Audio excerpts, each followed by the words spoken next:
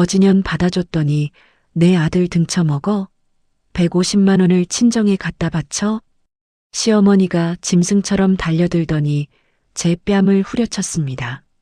찰싹 소리가 거실 전체에 울리는데 소파에 누워 TV 보던 남편은 뭐라고 했는지 아세요? 엄마 심기 건드리지 말고 나가. 그러더니 제 등을 밀어 현관 밖으로 내쫓았습니다.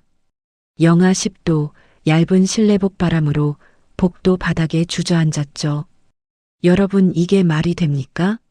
매달 300만 원씩 시댁 생활비를 대고 남편 빚 이자까지 갚아주던 사람한테요. 근데 이 시어머니 며칠 뒤에 뭘 했냐면요. 회사로 쳐들어와서 본인 칠순에 2천만 원짜리 유럽 크루즈를 결제하라며 로비 바닥에 드러누워 난동을 부렸습니다. 좋아요, 해드리죠. 대신 그 크루즈가 당신 인생의 무덤이 될 줄은 꿈에도 모르셨겠죠. 안녕하세요. 오늘 사연 시청자 여러분.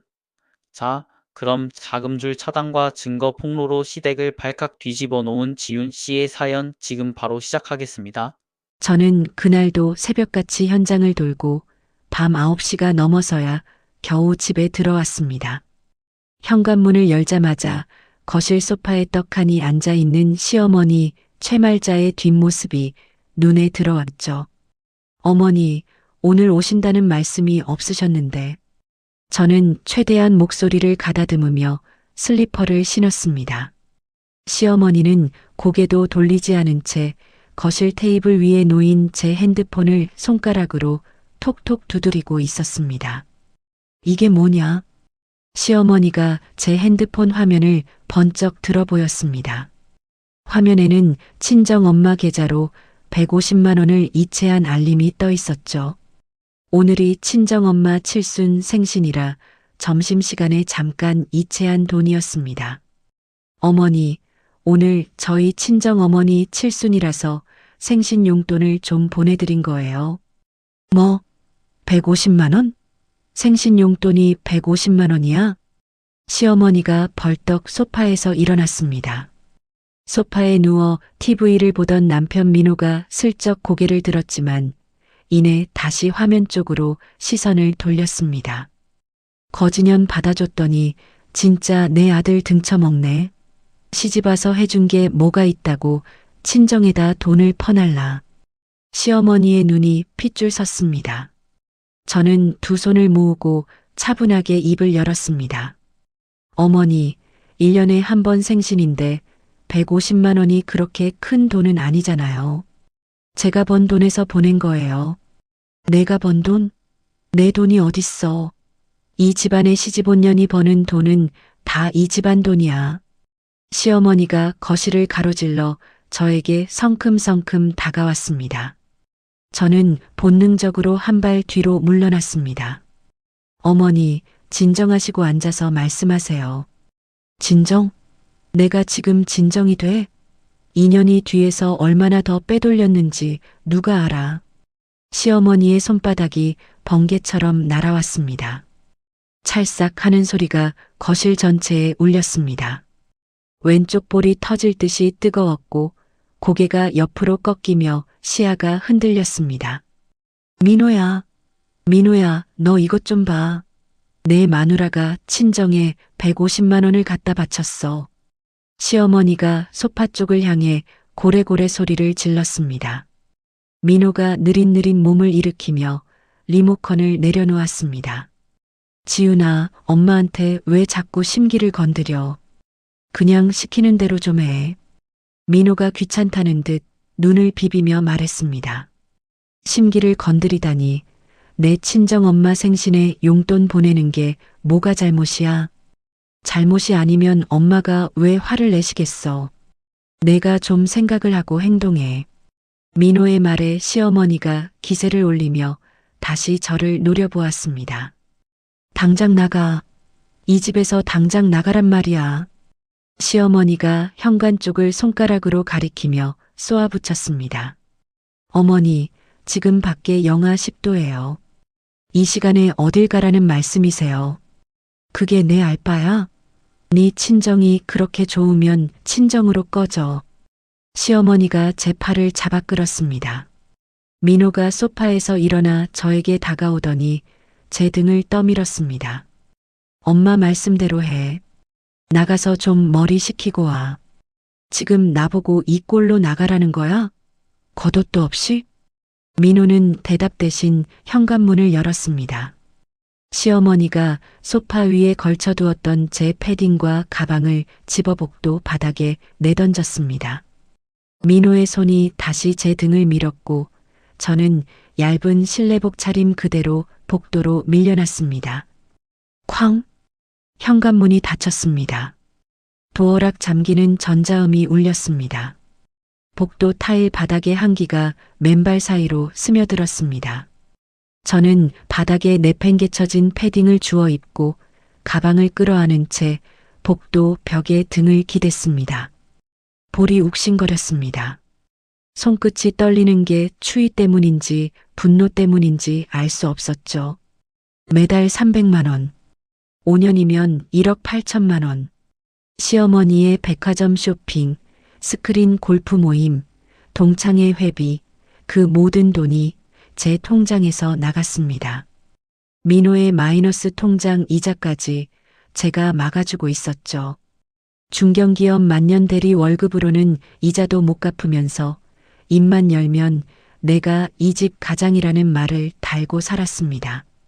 제가 명절에 사간 15만 원짜리 툭불 한우를 즐기다며 쓰레기통에 버리겠다고 소리치던 시어머니가 다음 날이면 그 한우를 김치냉장고에 몰래 넣어두고 동찬들한테 전화를 돌리던 목소리가 귓가에 맴돌았습니다. 우리 아들이 사다 준 한우가 입에서 녹더라. 친정엄마 명절 용돈 10만 원은 아까워서 제 지갑을 뒤지면서 정작 제 이름으로 만들어준 가족카드는 본인 돈처럼 긁고 다녔죠. 이 모든 것에 항의할 때마다 민호는 늘 같은 말을 반복했습니다. 엄마가 혼자 사시는데 내가 좀 참아. 며느리가 다 양보해야 가정이 유지되는 거야. 얼어붙은 몸을 간신히 일으켜 엘리베이터를 탔습니다. 갈 곳이라곤 회사 작업실밖에 없었죠. 택시를 잡아 타고 작업실에 도착해 불을 켠 순간 벽에 걸린 거울에 비친 제 얼굴이 보였습니다. 왼쪽 볼이 벌겋게 부어올라 있었습니다. 가족. 그 단어 뒤에 숨어서 5년 동안 제 돈을, 제 시간을, 제 자존심을 갉아먹은 것들의 얼굴이 또렷하게 떠올랐습니다. 저는 작업실 소파에 누웠지만 잠이 오지 않았습니다. 천장을 올려다보며 밤새 뒤척이다가 창밖이 희부옇게 밝아올 무렵 몸을 일으켰습니다. 거울 속 부어오른 볼을 다시 한번 들여다보았습니다. 더 이상은 안 당해. 저는 제 얼굴을 향해 또박또박 말했습니다. 그리고 핸드폰을 열어 은행 어플에 접속했습니다. 시댁으로 빠져나가는 자동이체 내역, 민호에게 발급해준 가족카드, 시어머니 명의로 걸어둔 가족카드. 화면을 스크롤할 때마다 손가락 끝에 힘이 들어갔습니다. 뺨을 맞은 지 나흘째 되는 날이었습니다. 오전 미팅을 마치고 사무실로 돌아오는데 로비 소파에 시어머니가 떡하니 앉아 있었습니다. 모피 코트 깃을 세우고 백화점 쇼핑백을 양손에 들고 있었죠. 시어머니 옆에는 민호가 양복 주머니에 손을 찔러 넣은 채 서 있었습니다. 어머니, 여긴 어떻게 오셨어요? 저는 놀란 기색을 감추며 다가갔습니다.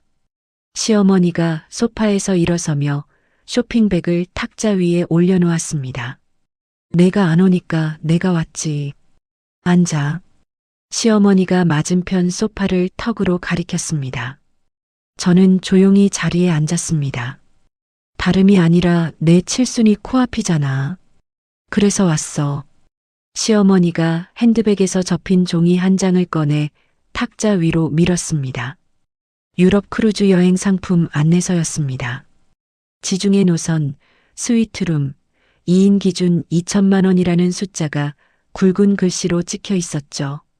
어머니, 이건 뭐예요? 눈에 안 보여? 크루즈 여행이야. 요즘 강남 사모님들 칠수는 다 이렇게 한다더라. 나도 이걸로 해. 시어머니가 손톱으로 안내서의 스위트룸 사진을 톡톡 두드렸습니다. 2천만 원이요? 내가 친정 엄마한테 150만 원을 아무렇지도 않게 보내는데 시어머니한테 그 10배쯤이야 당연한 거 아냐? 며느리 도리가 그 정도는 돼야지. 시어머니가 팔짱을 끼며 코웃음을 쳤습니다. 저는 안내서를 들여다보는 척하며 치밀어 오르는 것을 눌렀습니다. 어머니, 지금 회사 자금이 좀 묶여 있어서 2천만 원을 한꺼번에 결제하기는 어려울 것 같아요. 뭐, 지금 나한테 안 된다는 소리를 하는 거야? 시어머니의 눈이 동그래졌습니다. 민호가 양복 주머니에서 손을 빼며 제 앞으로 한 발짝 다가왔습니다. 지훈아, 어머니가 평생 나 키우느라 얼마나 고생하셨는데 이참에 며느리로서 제대로 효도 한번 해봐. 내 회사 법인카드로 긁으면 세금 처리도 되잖아.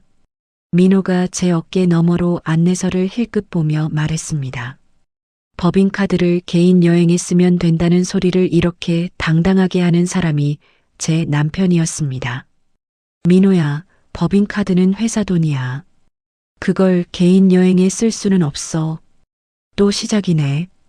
밖에서 돈 좀 벌었다고 남편이랑 어머니를 아래로 보는 거지? 시어머니가 벌떡 일어나며 목소리를 높였습니다. 어머니, 아래로 보는 게 아니라 지금 현실적으로 어렵다는 말씀을 드리는 거예요. 현실적? 내가 동창들한테 우리 며느리가 유럽 크루즈 보내준다고 다 말해뒀어. 내 체면이 어떻게 되는지 알아? 시어머니가 로비 한가운데서 고래고래 소리를 지르기 시작했습니다. 안내 데스크에 앉아있던 직원이 화들짝 놀라 고개를 돌렸고 미팅을 마치고 나오던 거래처 사람들이 발걸음을 멈추며 이쪽을 쳐다보았습니다. 어머니, 여기 제 회사예요. 목소리 좀 낮춰주세요. 회사? 네 회사면 뭐가 달라? 시어머니가 와서 말도 못하게 해? 민호는 난동을 피우는 시어머니를 말리기는커녕 저를 향해 혀를 찼습니다. 쯧쯧, 내가 이렇게 이기적으로 구니까 맨날 집안에 싸움이 나는 거야. 저는 주먹을 꽉 쥐고 입술을 깨물었습니다. 시어머니가 갑자기 로비 바닥에 털썩 주저앉았습니다. 아이고 심장이야. 심장이 뛴다. 구급차 불러. 어서 구급차 불러. 시어머니가 가슴을 움켜쥐고 바닥에 드러누웠습니다. 로비에 있던 사람들이 웅성거리며 몰려들었습니다. 제 회사 직원 2명이 뛰어나왔고 택배를 받으러 온 옆 사무실 사람까지 구경을 하며 수군거렸습니다. 민호가 시어머니 곁에 무릎을 꿇으며 저를 올려다보았습니다. 야, 지훈아. 어머니가 이러시는데 너 지금 구경만 할 거야? 이마에 식은땀이 흘렀습니다. 거래처 사람들이 쑥덕거리는 소리가 귓가에 들어왔습니다. 수치심이 머리끝까지 차올랐습니다. 여기서 더 버티면 회사 이미지가 바닥을 칠 것이 뻔했죠. 알겠어요, 어머니. 제가 결제할게요. 크루즈 예약 진행하겠습니다. 저는 이를 악물고 말했습니다. 그 한마디가 입 밖으로 나오는 순간 바닥에 누워있던 시어머니가 벌떡 일어났습니다. 1초 전까지 심장이 멎을 듯 고통스러워하던 사람이 맞나 싶을 만큼 깔끔한 동작이었죠. 그래, 진작 그렇게 나왔어야지. 시어머니가 모피 코트에 먼지를 탈탈 털며 입꼬리를 올렸습니다. 민호가 시어머니의 팔을 부축하며 쇼핑백을 챙겼습니다. 지훈아, 스위트룸으로 예약해. 어머니가 좁은 방은 싫어하셔. 민호가 로비를 빠져나가며 뒤도 돌아보지 않고 말했습니다. 시어머니는 민호 팔짱을 끼고 의기양양하게 출입문을 나섰죠. 로비가 조용해졌습니다. 직원들이 눈치를 보며 하나둘 자리로 돌아갔습니다. 저는 빈 로비 한가운데 서서 두 주먹을 꽉 쥐었습니다. 손톱이 손바닥에 파고드는 통증이 느껴졌지만 풀지 않았습니다. 저는 사무실로 올라가 문을 닫고 책상 앞에 앉았습니다. 핸드폰을 꺼내 은행 어플을 열었습니다. 시댁으로 나가는 300만 원 자동이체, 민호 명의의 마이너스 통장이자, 대납, 시어머니에게 발급해준 가족카드, 민호에게 발급해준 가족카드. 화면을 천천히 스크롤하며 하나하나 확인했습니다. 이 돈줄이 모두 끊어지는 날, 저 사람들의 얼굴이 어떻게 변할지 머릿속에 또렷이 그려졌습니다. 다음 날 아침, 저는 백화점 지하 과일 매장에서 가장 비싼 과일 바구니를 하나 골랐습니다. 망고, 샤인머스켓, 체리가 빼곡하게 담긴 15만 원짜리였죠. 시댁 현관 앞에서 초인종을 누르자 민호가 문을 열었습니다. 왜 왔어? 민호가 잠이 덜 깬 얼굴로 저를 올려다보았습니다. 어머니 뵈러 왔지. 어제 회사에서 제가 너무했어. 저는 과일 바구니를 두 손으로 들어보이며 활짝 웃었습니다. 민호가 고개를 갸웃하더니 현관문을 넓게 열어주었습니다.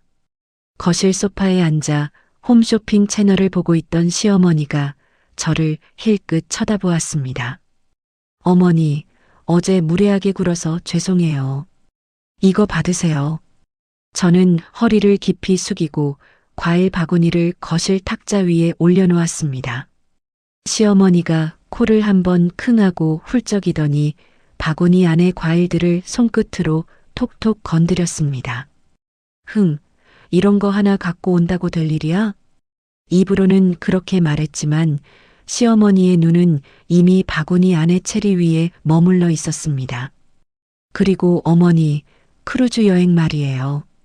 제가 스위트룸 패키지로 예약 넣어놨어요. 시어머니가 처음으로 고개를 돌려 저를 똑바로 보았습니다. 스위트룸이라고? 네, 어머니 칠순인데 당연히 제일 좋은 걸로 해드려야죠. 시어머니의 입꼬리가 본인도 모르게 실룩거렸습니다. 눈은 여전히 차가운 척하고 있었지만 입은 이미 만족감을 감추지 못하고 있었죠. 드디어 정신을 차렸구나. 내가 뭘 잘못했어. 며느리 교육을 시킨 거지. 시어머니가 리모컨을 집어들며 다시 홈쇼핑 화면으로 시선을 돌렸습니다. 민호가 부엌에서 물컵을 들고 나오며 거들먹거렸습니다. 내 아내가 이제야 좀 사람답게 구네. 진작 이럴 것이지. 저는 이를 꽉 깨물었지만 입꼬리는 올려둔 채 유지했습니다. 어머니, 이거 예약 확인서예요. 동창 모임에서 보여드리시라고 뽑아왔어요. 저는 가방에서 종이 한 장을 꺼내 시어머니에게 건넸습니다. 예약금만 걸어둔 가승인 상태의 일정표였지만 완납된 것처럼 보이도록 금액 옆에 가승인 표시를 잘라내고 깔끔하게 편집해 둔 것이었죠. 시어머니가 종이를 받아들고 스위트룸이라는 글자를 손가락으로 쓸어내렸습니다. 오늘 저녁에 춘자한테 전화해야겠다. 그년이 지난번에 제주도 갔다고 자랑했는데 나는 유럽이야. 시어머니가 종이를 가슴에 품듯 안으며 중얼거렸습니다. 저는 속이 뒤집어지는 것을 꾹 참고 부엌으로 들어가 과일을 접시에 담기 시작했습니다. 잠시 뒤 민호가 욕실로 들어가 샤워기 물소리가 들렸습니다. 시어머니는 거실에서 동창 춘자에게 이미 전화를 걸고 있었죠. 춘자야, 나 이번에 유럽 크루즈 간다. 스위트룸이야, 스위트룸. 시어머니의 자랑 섞인 목소리가 집안을 채우는 동안 저는 조용히 민호의 서재로 발을 옮겼습니다. 민호의 핸드폰이 책상 위에 놓여 있었습니다. 잠금 화면이 풀려 있었죠. 저는 핸드폰을 집어들고 결제 내역 어플을 열었습니다.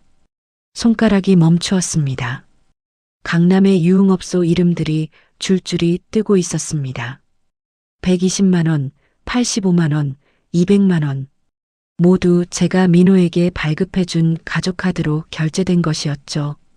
날짜를 거슬러 올라가니 6개월 전부터 쉬지 않고 이어져 있었습니다. 저는 이를 악물고 화면을 캡처했습니다. 1장, 2장, 3장. 손이 떨렸지만 멈추지 않았습니다. 핸드폰을 내려놓고 서랍장을 열었습니다. 양말과 속옷 밑에 빨간 딱지가 붙은 봉투 여러 장이 숨겨져 있었습니다. 대출 독촉장이었죠. 5천만 원이라는 금액이 찍혀 있었고 주식 투자 사기방의 입금 내역서가 함께 들어 있었습니다. 민호가 이 빚의 이자를 제 통장에서 빠져나가는 자동이체로 매달 돌려막고 있었다는 뜻이었습니다. 저는 독촉장과 내역서를 한 장씩 펼쳐 핸드폰 카메라로 찍었습니다. 다 찍고 나서 서류를 원래 순서대로 양말 밑에 다시 끼워 넣었습니다. 서재를 나와 시어머니의 방으로 향했습니다. 시어머니는 여전히 거실에서 통화 중이었죠.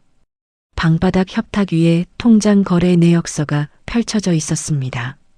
제가 매달 보내는 300만 원의 흔적이 고스란히 찍혀 있었고 그 아래에는 같은 날짜로 150만 원, 180만 원씩 다른 계좌로 빠져나간 기록이 반복되고 있었습니다. 수취인 이름은 시어머니의 남동생이었죠. 제 돈이 시어머니의 남동생 손으로 흘러가고 있었던 겁니다. 저는 거래 내역서를 한 페이지씩 정밀하게 촬영했습니다. 촬영을 마치고 모든 사진을 클라우드에 올려 백업을 완료했습니다. 내역서를 협탁 위 원래 자리에 내려놓고 방문을 조용히 닫았습니다. 욕실에서 샤워기 물소리가 잦아들고 있었습니다. 저는 빠른 걸음으로 부엌에 들어가 믹서기에 바나나와 우유를 넣고 돌렸습니다. 민호가 머리를 수건으로 닦으며 부엌으로 나왔을 때 저는 유리잔에 주스를 따르고 있었습니다. 뭐야, 주스까지 만들어줘? 민호가 수건을 어깨에 걸치며 능글맞게 웃었습니다. 당연하지. 내가 요즘 너한테 좀 소홀했잖아. 저는 유리잔을 민호에게 건네며 미소를 지었습니다. 민호가 주스를 받아들고 한 모금 마시며 거실로 나가는 뒷모습을 보았습니다. 저는 믹서기를 씻으며 입꼬리를 천천히 내렸습니다. 그날 밤 시댁에서 나온 저는 차 안에서 핸드폰 갤러리를 열었습니다. 유흥업소 결제 내역, 대출 독촉장, 시어머니의 통장 거래 기록. 화면을 넘길 때마다 손끝이 차가워졌습니다. 저는 핸드폰을 내려놓고 운전대를 두 손으로 꽉 잡았습니다. 백미러에 비친 제 눈이 마른 나뭇가지처럼 단단하게 굳어 있었습니다. 증거를 확보한 다음 날 저는 오전 일정을 모두 비우고 대학 시절 선배인 강 변호사의 로펌을 찾아갔습니다. 강 선배는 이혼 전문 변호사로 업계에서 승률 1위를 달리는 독종이라는 별명으로 유명했죠. 선배, 이것 좀 봐주세요. 저는 노트북을 열어 클라우드에 저장해둔 파일들을 하나씩 띄웠습니다. 거실 방범용 홈캠에 찍힌 시어머니의 폭행 영상, 민호의 유흥업소 결제 내역, 5천만 원짜리 대출 독촉장, 시어머니가 생활비를 빼돌린 통장 거래 기록. 강 선배가 화면을 스크롤하며 눈을 가늘게 떴습니다. 지훈아, 이 정도면 유책 배우자 입증은 따놓은 당상이야. 위자료 청구도 충분하고 재산 분할에서도 내 기여분을 100% 인정받을 수 있어. 강 선배가 볼펜을 탁자 위에 내려놓으며 말했습니다. 선배, 저 한 가지 부탁이 있어요. 뭔데? 이혼 소장 접수를 좀 미뤄주세요. 제가 먼저 정리할 게 있어서요. 강 선배가 고개를 기울이며 저를 바라보았습니다. 타이밍을 재겠다는 거지? 네. 시어머니 크루즈 여행 출발일에 맞출 거예요. 강 선배가 볼펜을 집어 손가락 사이로 돌리며 잠시 생각하더니 고개를 끄덕였습니다. 알았어. 소장은 내가 미리 다 준비해 둘 테니까 내가 신호 주면 바로 접수할게. 로펌을 나온 저는 곧장 카드사 고객센터에 전화를 걸었습니다. 네, 본인 확인되셨습니다. 어떤 업무를 도와드릴까요? 제 명의로 발급된 가족카드 2장이 있는데요. 2장 다 분실 신고 처리해 주세요. 분실 신고 접수하시면 즉시 사용 정지되고 재발급 전까지 결제가 불가합니다. 진행하시겠습니까? 네, 진행해 주세요. 전화를 끊고 은행 어플을 열었습니다. 시댁으로 매달 빠져나가던 300만 원 자동이체 해지 버튼을 눌렀습니다. 화면에 해지 완료라는 문구가 떴죠. 이어서 민호의 마이너스 통장 이자를 대신 내주던 자동이체도 같은 방법으로 끊었습니다. 5년 동안 매달 빠져나가던 돈줄이 단 5분 만에 모두 끊어졌습니다. 핸드폰 화면을 내려다보는 제 손이 떨릴 줄 알았는데 오히려 손끝이 조용했습니다. 하지만 아직 끝이 아니었죠. 크루즈 출발일까지 열흘이 남아 있었습니다. 그 열흘 동안 저는 완벽하게 순종적인 며느리를 연기해야 했습니다. 이틀 뒤 저는 한우 세트를 들고 시댁을 찾아갔습니다. 어머니, 여행 전에 기력 좀 보충하셔야죠. 시어머니가 한우 포장을 뜯어보며 고개를 끄덕였습니다. 이번엔 좀 괜찮은 걸 가져왔네. 1등급으로 골랐어요. 어머니 입맛에 맞으실 거예요. 저는 부엌으로 들어가 고기를 냉장고에 정리하며 시어머니의 뒷모습을 힐끗 보았습니다. 시어머니는 이미 핸드폰을 들고 동창에게 전화를 걸고 있었죠. 춘자야, 우리 며느리가 또 한우를 갖고 왔어. 크루즈 가기 전에 기력 보충하라고. 내 며느리가 원래 이런 애야. 4일 전에 회사 로비 바닥에 드러누워 난동을 피우며 구급차를 부르라고 소리치던 사람이 맞나 싶었습니다. 저는 냉장고 문을 닫으며 입술을 꾹 깨물었습니다. 그 주말에는 민호를 데리고 백화점 남성복 매장에 갔습니다. 이거 입어봐. 여행 갈 때 입으면 딱이겠다. 저는 행거에서 감색 양복을 꺼내 민호에게 건넸습니다. 민호가 거울 앞에서 양복을 걸쳐보며 어깨를 으쓱했습니다. 오, 괜찮은데? 이 정도면 공항에서 시선 좀 끌겠다. 민호가 거울 속 자기 모습에 흡족한 표정을 지으며 옷깃을 매만졌습니다. 여행 갔다 오면 차도 바꿔야 하지 않을까? 요즘 나온 신형 SUV가 있는데. 민호가 거울에서 눈을 떼지 않은 채 말했습니다. 저는 양복 소매를 잡아주며 고개를 끄덕여 보였습니다. 그래, 갔다 와서 같이 보러 가자. 그 말이 입 밖으로 나오는 순간 혀끝이 쓸었지만 저는 웃는 표정을 끝까지 유지했습니다. 시댁에서 돌아오는 길에 동업자에게 전화를 걸었습니다. 언니, 나 좀 만나야 할 것 같아. 오늘 저녁에 시간 돼? 그날 밤 회사 회의실에서 동업자에게 모든 사정을 털어놓았습니다. 동업자는 제 말을 끝까지 듣고 나서 두 팔로 저를 안아주었죠. 지훈아, 내가 도울 수 있는 건 다 할게. 회사 지분이랑 법인 자금 분리하는 건 내일 바로 회계사 불러서 처리하자. 저는 고개를 끄덕이며 목에 힘을 주었습니다. 울면 안 된다고 스스로에게 말했습니다. 아직 울 때가 아니었으니까요. 크루즈 출발 전날 밤이 되었습니다. 민호가 회사 야근이라며 집을 비운 사이 저는 미리 섭외해둔 포장이사 업체에 전화를 걸었습니다. 지금 출발해 주세요. 주소 보내드릴게요. 30분 뒤 작업 인원 4명이 집에 도착했습니다. 저는 제 돈으로 산 물건들의 영수증 목록을 출력해 들고 하나씩 확인하며 짐을 뺐습니다. 대형 TV, 냉장고, 세탁기, 건조기, 소파, 식탁. 제 돈으로 채운 것들이 하나씩 빠져나갈 때마다 집이 텅텅 비어갔습니다. 마지막 짐이 트럭에 실린 뒤 저는 텅 빈 거실 한가운데 서서 주위를 둘러보았습니다. 맨바닥에 이온 소장 사본을 내려놓았습니다. 그 옆에 민호의 유흥업소 출입 결제 내역서를 나란히 펼쳐두었죠. 현관문을 닫고 엘리베이터를 탔습니다. 1층 로비를 지나 주차장으로 걸어가는 동안 한 번도 뒤를 돌아보지 않았습니다. 차에 시동을 걸고 내비게이션에 친정 주소를 찍었습니다. 핸들을 잡은 손에 힘이 들어갔습니다. 백미러의 아파트 건물의 불빛이 점점 작아지고 있었습니다. 크루즈 출발 당일 아침 8시 시어머니는 강남의 대형 한정식집에 친척과 동창 50여 명을 불러 모았습니다. 칠순 잔치 겸 유럽 크루즈 출정식이라는 이름을 붙인 자리였죠. 시어머니는 최고급 한복을 빼입고 상석에 앉아 있었습니다.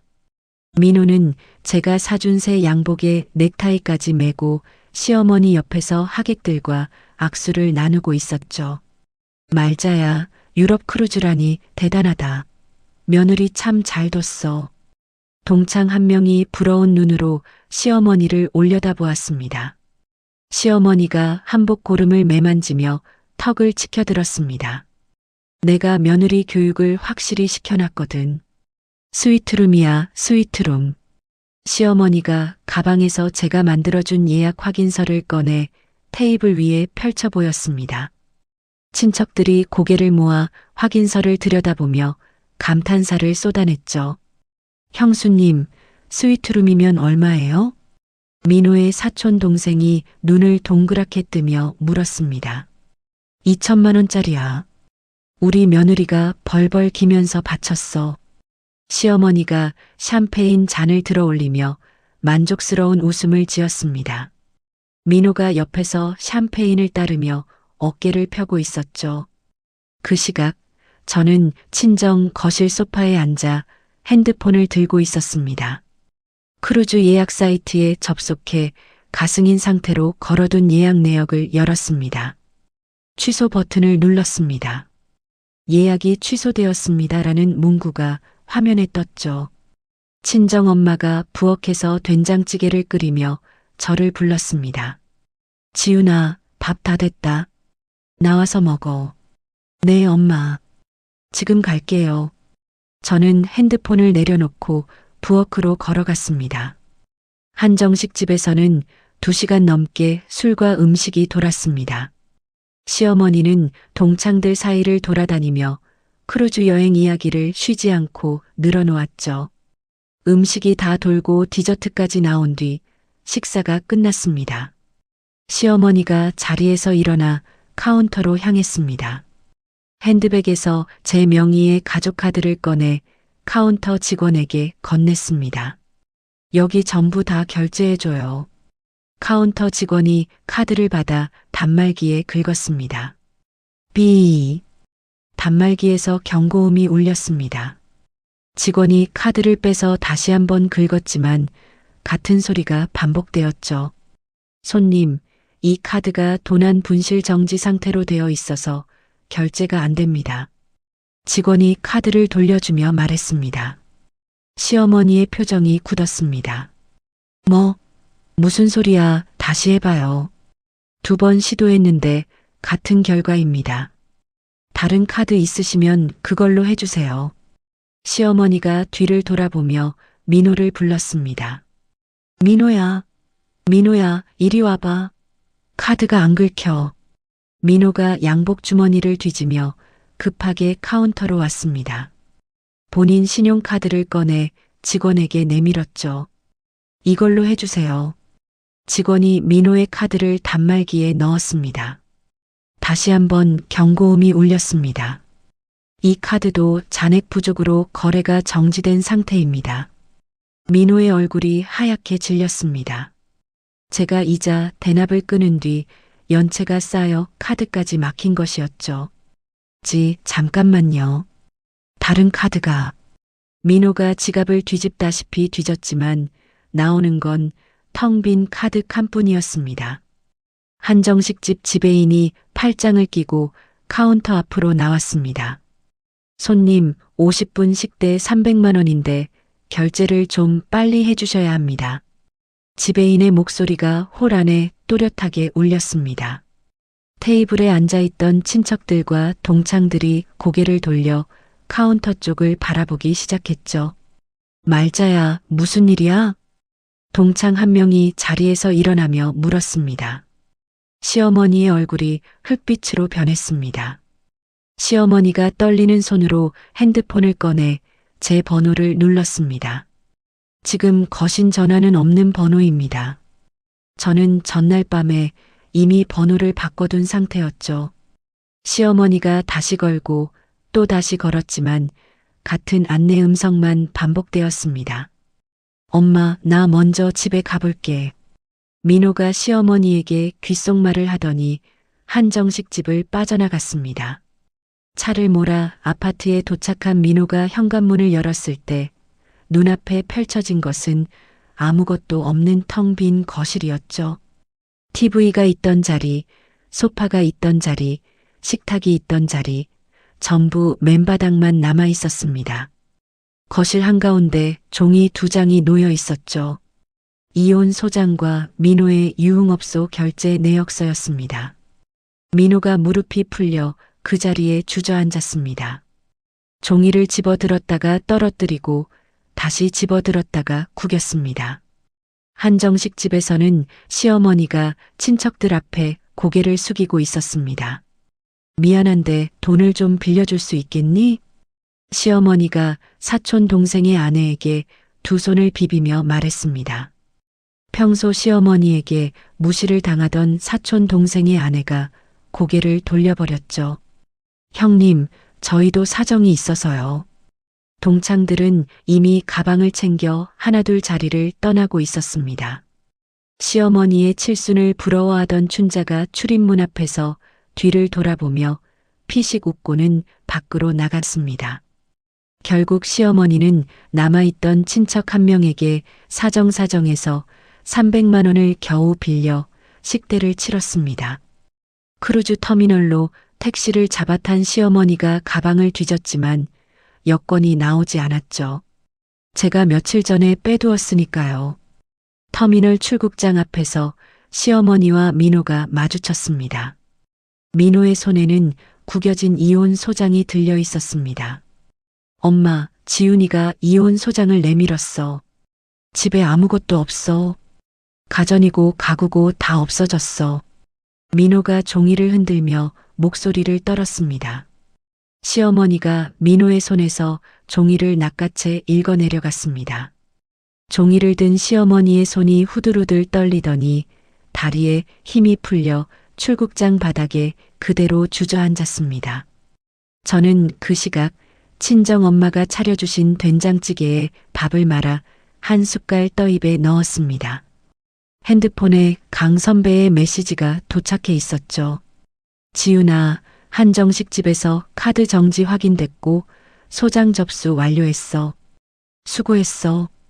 저는 메시지를 읽고 핸드폰을 식탁 위에 엎어두었습니다. 친정엄마가 제 밥그릇에 깍두기를 하나 올려주시며 말씀하셨습니다. 천천히 먹어, 체한다. 네, 엄마. 저는 깍두기를 집어 입에 넣으며 조용히 숟갈을 놀렸습니다. 크루즈 출발일에 참사가 벌어진 지 일주일이 지났습니다. 그 사이 시어머니와 민호에게서는 아무런 연락이 없었죠. 저는 그 침묵이 오히려 불안했습니다. 예감은 틀리지 않았습니다. 그날 아침 출근길에 동업자 언니가 제 팔을 잡아 끌며 핸드폰 화면을 보여주었습니다. 지훈아, 이거 봤어? 화면에는 지역 맘카페 게시판이 떠 있었습니다. 제목이 눈에 확 들어왔죠. 시어머니를 폭행하고 칠순 잔치 비용 수천만 원을 들고 야반도주한 며느리 실체를 고발합니다. 글 내용은 처음부터 끝까지 거짓이었습니다. 제가 시어머니를 때렸다고 적혀 있었고 칠순 잔치 비용으로 받은 돈을 들고 도망쳤다고 써 있었죠. 글 말미에는 제 이름 석자와 인테리어 회사 상호까지 버젓이 적혀 있었습니다. 이거 시어머니가 쓴 거야? 동업자 언니가 눈을 가늘게 뜨며 물었습니다. 문체를 보니까 틀림없어요. 시어머니가 맨날 쓰는 말투랑 똑같아요. 저는 핸드폰을 돌려받아 댓글창을 내렸습니다. 이미 댓글이 200개가 넘어가고 있었죠. 저런 꽃뱀 같은 며느리가 다 있어? 회사 이름 좀 알려주세요. 절대 안 갈게요. 진위를 확인하지도 않은 사람들이 앞다투어 저를 욕하고 있었습니다. 그게 끝이 아니었습니다. 회사에 도착해 컴퓨터를 켜니 회사 홈페이지 게시판에도 글이 도배되어 있었죠. 이 회사 대표가 남편을 학대하고 회사 자금을 빼돌려 불륜남과 도주했습니다. 같은 내용이 직장인 익명 게시판에도 올라가 있었습니다. 이건 민호의 짓이었죠. 오전 10시가 되자 회사 전화가 쉴 새 없이 울리기 시작했습니다. 거기 대표 나오라고 해요. 인터넷에 뜬 거 사실이에요? 직원이 수화기를 들고 난감한 표정으로 저를 쳐다보았습니다. 저는 고개를 저으며 전화를 끊으라는 손짓을 했죠. 하지만 전화를 끊으면 다른 번호로 또 걸려왔습니다. 점심때까지 항해 전화와 장난 전화가 쏟아졌고 오후에는 다음 주로 잡혀있던 대형 아파트 인테리어 계약건의 담당자에게서 연락이 왔습니다. 사장님, 인터넷에 도는 글 때문에 저희 쪽 임원진이 좀 부담스러워하고 있어서요. 계약건을 일단 보류하고 싶습니다. 동업자 언니가 회의실 문을 닫고 저를 마주보며 두 손으로 테이블을 짚었습니다. 지윤아, 이러다 회사 진짜 위험해져. 빨리 대응해야 해. 저는 고개를 끄덕이며 이를 악물었습니다. 그날 저녁 소식을 들은 민호가 한술 더 떴습니다. 경찰서에 찾아가 제가 집안의 가구와 가전을 전부 훔쳐갔다며 절도로 신고를 넣은 것이었죠. 하지만 경찰관의 대답은 민호의 예상과 달랐습니다. 부부 사이의 재산 문제는 형사가 아니라 민사로 가셔야 합니다. 이혼 재산 분할 소송에서 다투실 사안이에요. 민호가 경찰서 로비에서 고함을 질렀습니다. 아니, 그년이 내 집 물건을 다 가져갔는데 도둑이 아니면 뭡니까? 선생님, 여기서 소란 피우시면 곤란합니다. 돌아가세요. 경찰관이 단호하게 말했고 민호는 경찰서 출입문을 발로 차며 나갔습니다. 그 이야기를 강 선배에게서 전해 들은 저는 잠시 안도했지만 인터넷에서는 여전히 악성 댓글이 불어나고 있었습니다. 그날 밤 친정집에서 핸드폰을 만지작거리며 댓글창을 닫았다 열었다를 반복하고 있는데 안방문이 열렸습니다. 친정엄마가 슬리퍼를 끌며 나오셨습니다. 엄마의 얼굴이 유난히 하얗게 질려 있었죠. 엄마, 왜 안 주무세요? 지윤아, 인터넷에 내 이름이 왜 이렇게 나오는 거야? 동네 이사장 아줌마가 카톡으로 보내줬는데 엄마가 떨리는 손으로 핸드폰 화면을 내밀었습니다. 맘카페 글이 캡처되어 있었죠. 저는 엄마 손에서 핸드폰을 조심스럽게 빼앗았습니다. 엄마, 이거 다 거짓말이야. 시어머니가 지어낸 거야. 걱정하지 마세요. 거짓말이면 왜 이렇게 많은 사람들이 우리 딸을 욕해? 엄마의 목소리가 가늘게 떨렸습니다. 엄마가 거실 소파에 주저앉으며 이마를 짚었죠. 머리가 어지럽다.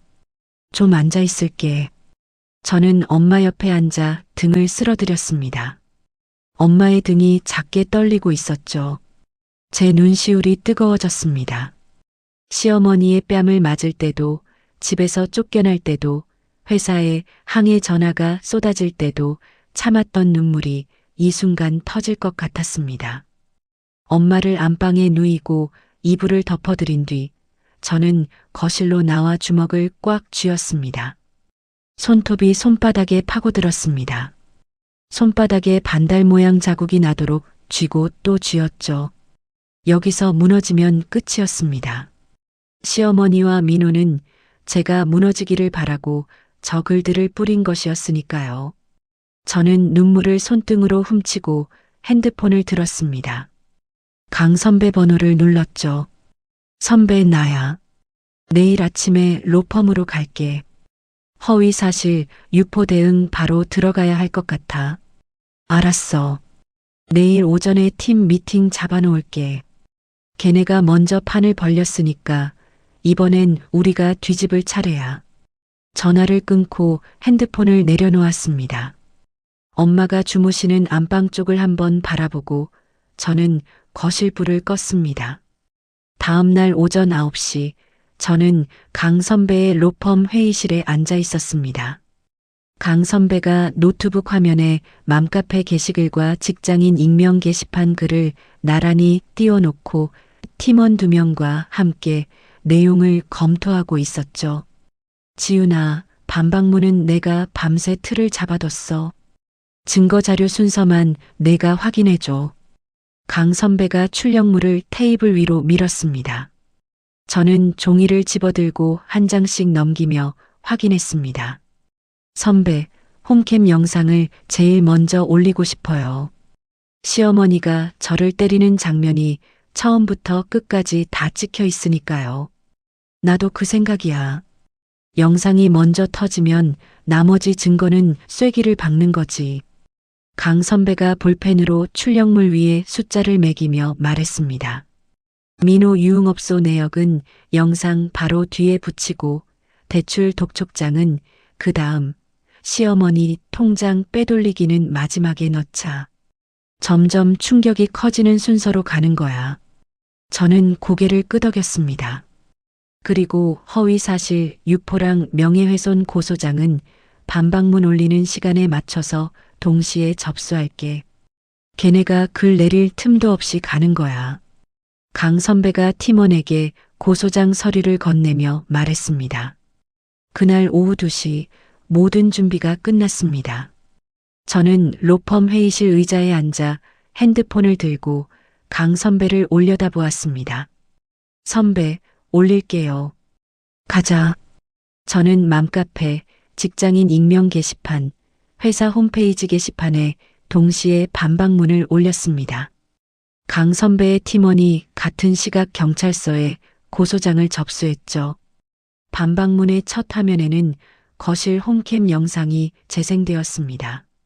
시어머니가 제 핸드폰 화면을 들이밀며 소리를 지르는 장면, 거지년이라고 외치며 제 뺨을 후려치는 장면, 민호가 소파에서 일어나 제 등을 밀어 현관 밖으로 내쫓는 장면까지 편집 없는 원본 그대로였습니다. 영상 아래에는 민호의 유흥업소 결제 내역서가 이어졌습니다. 강남의 업소 이름들과 120만 원, 85만 원, 200만 원이라는 금액들이 날짜 순으로 줄줄이 나열되어 있었죠. 모두 제 명의의 가족카드로 결제된 것이었습니다. 그 다음에는 5천만 원짜리 대출 독촉장과 주식 사기방 입금 내역서가 붙었습니다. 민호가 사기에 걸려들어 빌린 돈의 이자를 제 통장에서 매달 빼가고 있었다는 증거였죠. 마지막으로 시어머니의 통장 거래 내역을 정리한 표를 첨부했습니다. 제가 매달 보낸 300만 원 중 150만 원에서 180만 원씩 빠져나가 시어머니 남동생의 계좌로 들어간 기록이 6개월치 한눈에 보이도록 정리되어 있었습니다. 반박문을 올리고 30분이 지나자 댓글창의 분위기가 뒤집어지기 시작했습니다. 영상 보고 소름 돋았다. 시어머니가 짐승이네. 남편이라는 놈은 와이프 맞는 거 보면서 TV를 봐. 인간이야? 유흥업소 내역 보세요. 와이프 돈으로 저짓을 하고 있었네. 시어머니가 생활비를 빼돌려? 이건 사기 아닌가? 아까까지 저를 꽃뱀이라고 욕하던 사람들이 사과 댓글을 달기 시작했습니다. 글쓴이에게 사과합니다. 한쪽 말만 듣고 욕한 제가 부끄럽습니다. 시어머니랑 남편이 쓴 허위글 신고 누르고 왔습니다. It hurt good, more than I can say. But maybe love isn't holding on.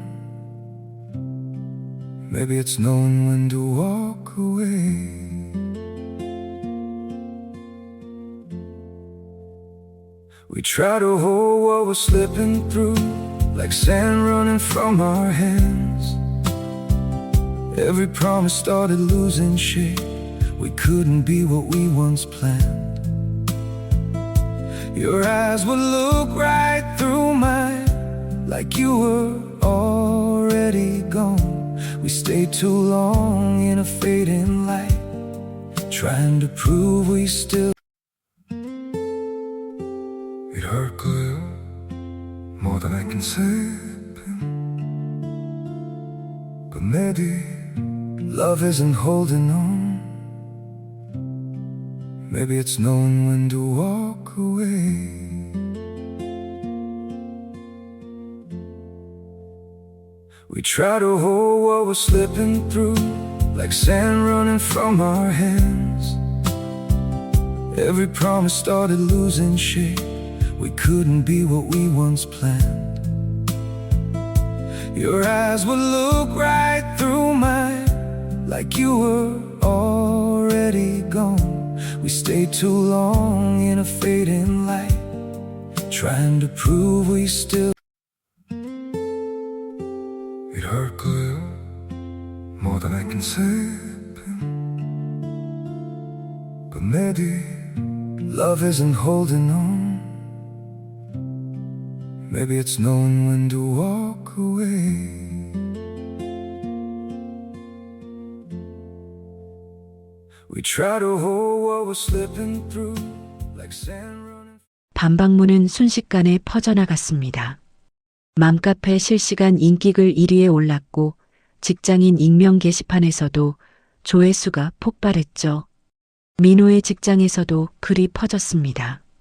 민호가 와이프 돈으로 유흥업소를 드나들고 주식 사기에 5천만 원을 날린 빚쟁이라는 사실이 동료들 사이에 돌았죠. 복도에서 마주치는 사람마다 민호를 손가락질하며 수군거리기 시작했습니다. 야, 영업 3팀 박민호가 와이프 카드로 룸에서 놀았대. 5천만 원 빚이라며? 그것도 와이프 돈으로 막았다면서? 사내 게시판에 민호의 실명이 올라갔고 인사팀에서 민호를 불렀습니다. 회사 명예를 심각하게 떨어뜨린 건으로 징계위원회에 회부된다는 통보를 받았죠.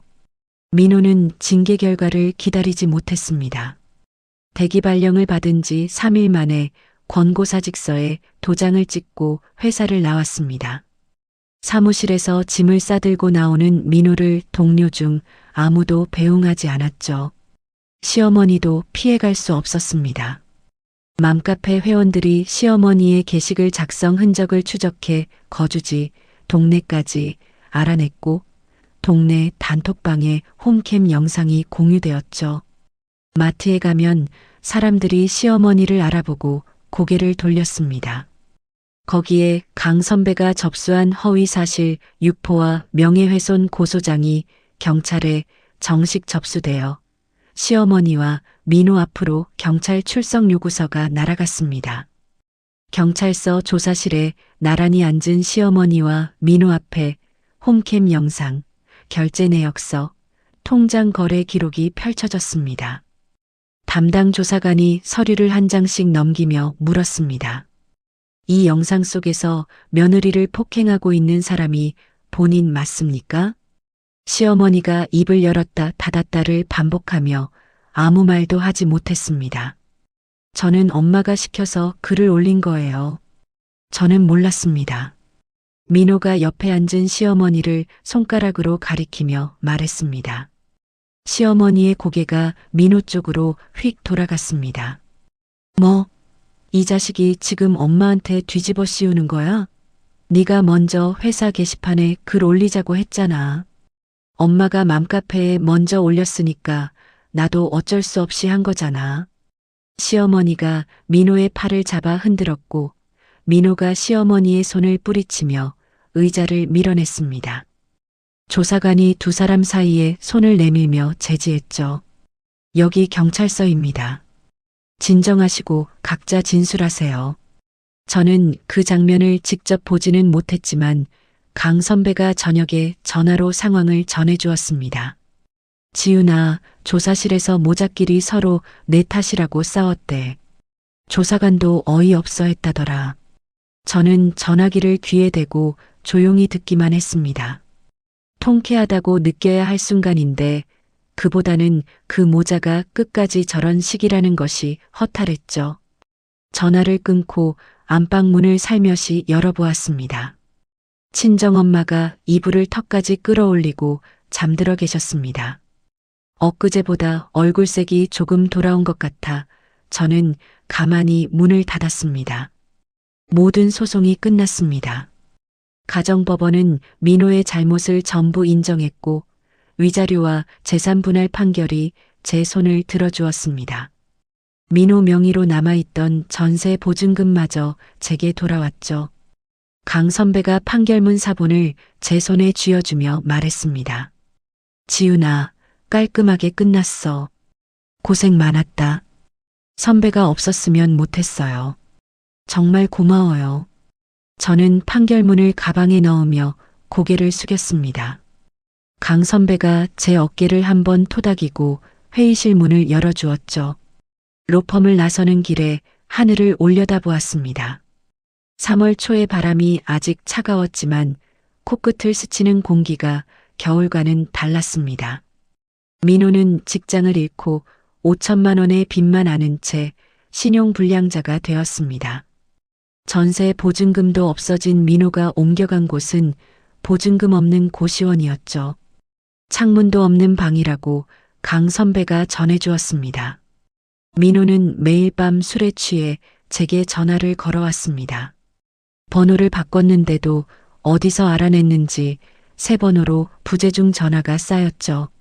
한 번은 새벽 2시부터 아침 7시까지 70통이 찍혀 있었습니다. 음성 메시지가 하나 남아 있었습니다. 지윤아, 나 잘못했어. 한 번만 만나자. 딱 한 번만. 내가 무릎 꿇을게. 제발. 민호의 목소리가 술에 젖어 흐느적거렸습니다. 저는 음성 메시지를 끝까지 듣지 않고 삭제 버튼을 눌렀습니다. 그리고 민호의 번호를 수신 차단 목록에 넣었죠. 시어머니의 형편도 바닥을 쳤습니다. 제 카드와 생활비가 끊기고 명예훼손 고소까지 당한 시어머니는 살던 아파트를 내놓아야 했습니다. 빚을 갚고 나니 손에 쥔 돈은 반지하 월세 보증금이 전부였죠. 동네 식당 주방에서 설거지와 재료 손질을 하며 하루 품삯을 받는 것이 시어머니의 새 일상이 되었습니다. 백화점 VIP 라운지를 드나들고 스크린 골프 모임에서 허세를 부리던 사람의 끝이었죠.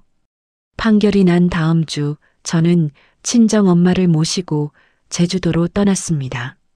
해안도로를 따라 내려가는 길에 엄마가 조수석 창문을 내리며 말씀하셨습니다. 바다 냄새 난다. 좋다. 엄마, 이번에 3박 4일이에요. 느긋하게 쉬다 가요. 3박 4일이나? 그렇게까지 안 해도 되는데. 엄마 칠순 선물이에요. 늦었지만요. 엄마가 창밖으로 고개를 돌리며 아무 말 없이 웃으셨습니다. 바람에 엄마의 흰 머리카락이 날렸죠. 풀빌라에 도착하자 엄마는 마당에 있는 작은 온수풀을 보고 눈을 동그랗게 뜨셨습니다. 이게 뭐야, 수영장이야? 온수풀이에요. 따뜻해요. 발 담가보세요.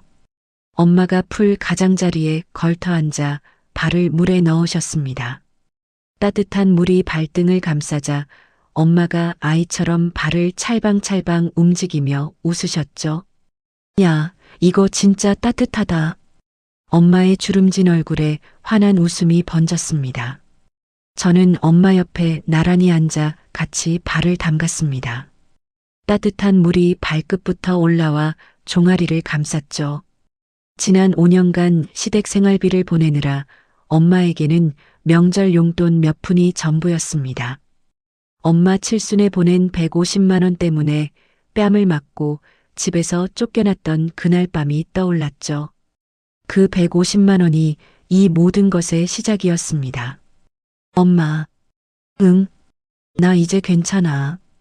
엄마가 젖은 손으로 제 손등을 툭 치셨습니다. 당연히 괜찮지. 우리 지훈이가 얼마나 독한 년인데. 엄마의 말에 저도 모르게 피식 웃음이 나왔습니다. 여행 마지막 날 아침 짐을 챙기는데 핸드폰의 발신 번호 표시 제한으로 음성 메시지가 하나 찍혀 있었습니다. 재생 버튼을 누르자 민호의 목소리가 흘러나왔죠. 지훈아, 나야. 번호 왜 자꾸 바꿔? 나 진짜 반성하고 있어. 한 번만. 저는 콧방귀를 한 번 끼고 삭제 버튼을 눌렀습니다. 핸드폰을 가방에 넣고 현관문을 나섰죠. 서울로 돌아온 다음 날부터 바로 현장에 나갔습니다. 어수선했던 헛소문이 가라앉고 진실이 알려지면서 보류되었던 계약건들이 하나둘 다시 들어오고 있었죠. 단골 거래처 담당자가 현장에서 저를 보더니 악수를 청했습니다. 사장님, 저희가 괜히 흔들려서 죄송합니다. 앞으로도 잘 부탁드립니다. 아닙니다. 좋은 결과물로 보답할게요. 저는 담당자의 손을 꽉 잡고 고개를 숙였습니다. 동업자 언니가 현장 한쪽에서 도면을 펼쳐놓고 저를 불렀습니다. 지훈아, 이리 와봐. 다음 프로젝트 도면 같이 보자. 저는 안전모를 쓰고 언니 옆으로 걸어갔습니다. 도면 위에 연필로 메모를 적어가며 다음 일정을 잡았죠. 비현실적인 대박이 터진 것은 아니었습니다. 하루아침에 재벌이 된 것도 아니었죠. 하지만 제가 새벽같이 일어나 흘린 땀으로 번 돈을 오롯이 저와 제가 사랑하는 사람을 위해 쓸 수 있다는 것. 그것만으로 제 하루하루는 달라져 있었습니다. 현장을 나서며 핸드폰을 확인하니 엄마에게서 메시지가 와 있었습니다. 제주도 사진 동네 아줌마들한테 자랑했다. 딸내미 효도의 어깨가 으쓱하네. 저녁에 갈치조림 해놓을게. 퇴근하고 들러. 저는 핸드폰을 주머니에 넣고 현장 밖으로 걸어나갔습니다. 4월의 바람이 볼을 스쳤습니다. 한때 시어머니의 손바닥이 닿았던 그 왼쪽 볼 위로 따뜻한 봄바람이 지나갔습니다. 시청자 여러분, 오늘의 주인공인 지윤 씨의 이야기 잘 들으셨나요? 지윤 씨가 되찾은 건 돈만이 아니었어요. 5년 동안 가족이라는 이름 아래 켜켜이 쌓인 서름, 뺨을 맞고도 참아야 했던 그 서러움, 내 돈을 쓰면서도 감사는커녕 거지년 소리를 들어야 했던 그 치욕에서 벗어난 거더라고요. 잃어버렸던 나 자신을 되찾은 겁니다. 시청자 여러분은 어떻게 생각하시나요?